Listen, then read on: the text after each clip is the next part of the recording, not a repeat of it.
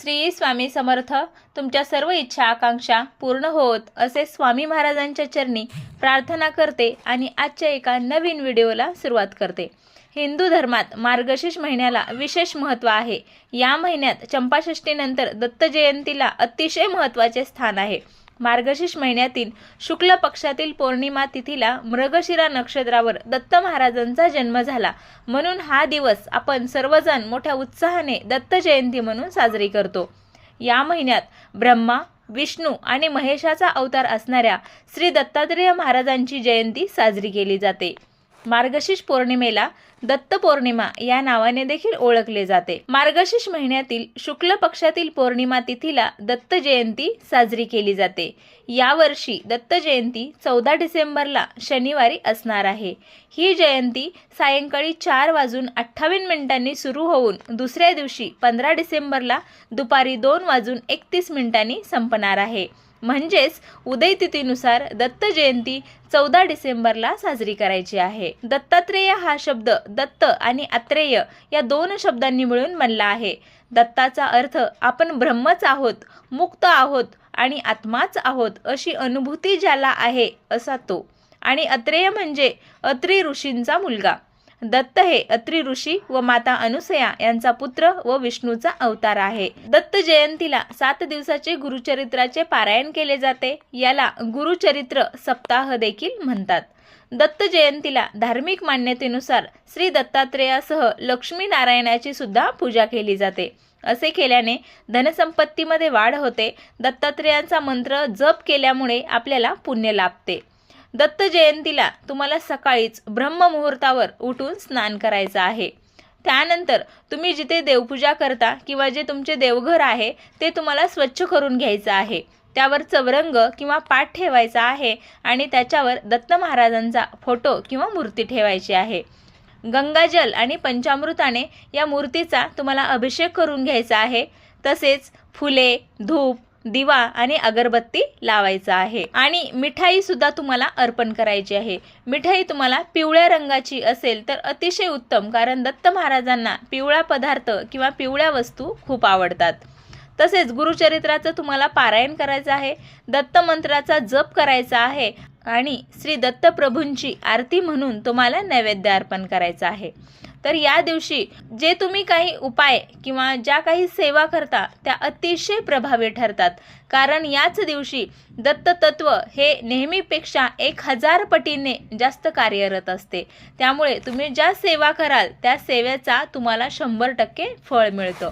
म्हणजे तुम्हाला जर पितृदोष असेल, तुमच्या घरामध्ये जर एखाद्या व्यवसायामध्ये प्रगती होत नसेल, तुमच्या घरामध्ये सारखे संकटे येत असेल, पैसा येत आहे परंतु तो स्थिर राहत नसेल, तसेच मुलांच्या शिक्षणामध्ये प्रगती होत नसेल, अशा खूप काही अडचणी तुम्हाला असतील, परंतु ह्या अडचणीमधून मार्ग काढण्यासाठी तुम्हाला दत्त जयंतीच्या दिवशी अतिशय साधा आणि एकदम सोपा असा उपाय करायचा आहे. तर तो उपाय कोणता आणि कशा पद्धतीने करायचा याची पूर्ण माहिती मी तुम्हाला या व्हिडिओमध्ये सांगणार आहे. तत्पूर्वी तुम्ही माझ्या चॅनलवर नवीन असाल तर माझ्या व्हिडिओला लाईक करा, शेअर करा आणि सबस्क्राईब करा. तर हा उपाय तुम्हाला शनिवारी 5 वाजल्याच्या नंतर करायचा आहे किंवा रविवारी तुम्ही सकाळी, दुपारी किंवा संध्याकाळी करू शकता. दत्त महाराजांचं आवडतं वाहन आहे ते म्हणजे कुत्रा. तर या कुत्र्याला तुम्हाला हा एक पदार्थ खाऊ घालायचा आहे. त्यामुळे दत्त महाराजांची कृपा तुमच्यावर होते आणि तुमच्या जीवनातील ज्या अडचणी आहेत, जे संकटे आहेत ते 100% नाहीसे होतात. तर तुम्हाला थोडीशी कणिक घ्यायची आहे किंवा कणिकेलाच गव्हाचं पीठ सुद्धा म्हणू शकतो. ते 1 वाटी भरून घ्यायचं आहे. त्यामध्ये तुम्हाला चिमटभर मीठ टाकायचं आहे आणि 2 ते 3 थेंब तुम्हाला मध टाकायचं आहे. मधालाच आपण हनी सुद्धा म्हणू शकतो. तर हे तुम्हाला टाकून याचा तुम्हाला एक गोळा बनवून घ्यायचा आहे आणि या गोळ्याची एक तुम्हाला चपाती लाटून घ्यायची आहे. चपाती लाटल्यानंतर ही चपाती भाजून तुम्हाला एका प्लेटमध्ये ठेवायची आहे आणि 1 ग्लास पाणी भरून घ्यायचं आहे. तुम्ही जिथे देवपूजा करता किंवा जे तुमचे देवघर आहे तिथे तुम्हाला हा प्रसाद किंवा हा नैवेद्य ठेवायचा आहे. त्यानंतर तुमच्या तळहातावर 2 चमचे हळद घ्यायची आहे आणि ती पाण्याने पूर्ण ओली करून घ्यायची आहे. ओली केल्यानंतर त्याचा 1 टिळा दत्त महाराजांच्या फोटोला किंवा स्वामी समर्थांच्या फोटोला लावून घ्यायचा आहे आणि त्याचाच 1 टिळा चपातीच्या एका बाजूला लावून घ्यायचा आहे.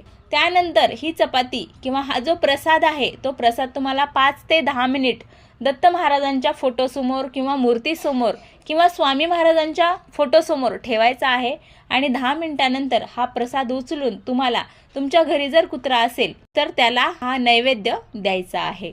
जर तुमच्याकडे कुत्रा नसेल तर शेजाऱ्यांच्या कुत्र्याला दिला तरी चालेल. तोही नसेल तर जे भटके कुत्रे असतात किंवा तुमच्या घरी जो नेहमीप्रमाणे एखादा कुत्रा येतच असतो किंवा आजूबाजूला जर तुम्हाला कुत्रा दिसला किंवा त्याला सुद्धा हा नैवेद्य तुम्ही देऊ शकता. यानंतर तुम्हाला कुत्र्याच्या जवळ जायचं आहे. तुम्ही जो हळदीचा गंध घेतला आहे तो गंध त्या कुत्र्याच्या कपाळावर तुम्हाला लावायचा आहे आणि त्यानंतर हा जो नैवेद्य चपातीचा आहे ती चपाती तुम्हाला कुत्र्याला खाऊ घालायची आहे. चपाती फेकून द्यायची नाही. चपाती एखाद्या छोट्याशा कागदावर ठेवायची आहे किंवा प्लेटमध्ये ठेवून तुम्हाला ती चपाती त्या कुत्र्याला खाऊ घालायची आहे. खाल्ल्यानंतर तुम्हाला सरळ तुमच्या घरी यायचं आहे आणि हा उपाय केलेला तुम्हाला कोणालाही सांगायचा नाही.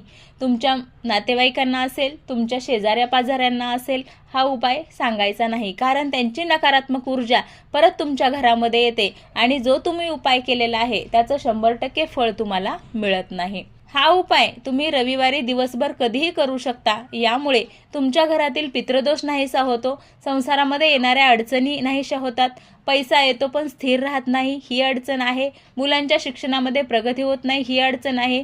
या सगळ्या अडचणी तुमच्या निघून जातात आणि या दिवशी तुम्हाला गुरुचरित्राचं पारायण करा. दिगंबरा दिगंबरा श्रीपादवल्लभ दिगंबरा या नामाचा अखंड जप करा आणि दत्तप्रभूंना तुमच्या मनातील इच्छा सांगा, आकांक्षा सांगा. ते नक्कीच तुम्हाला आशीर्वाद देतील. श्री स्वामी समर्थ.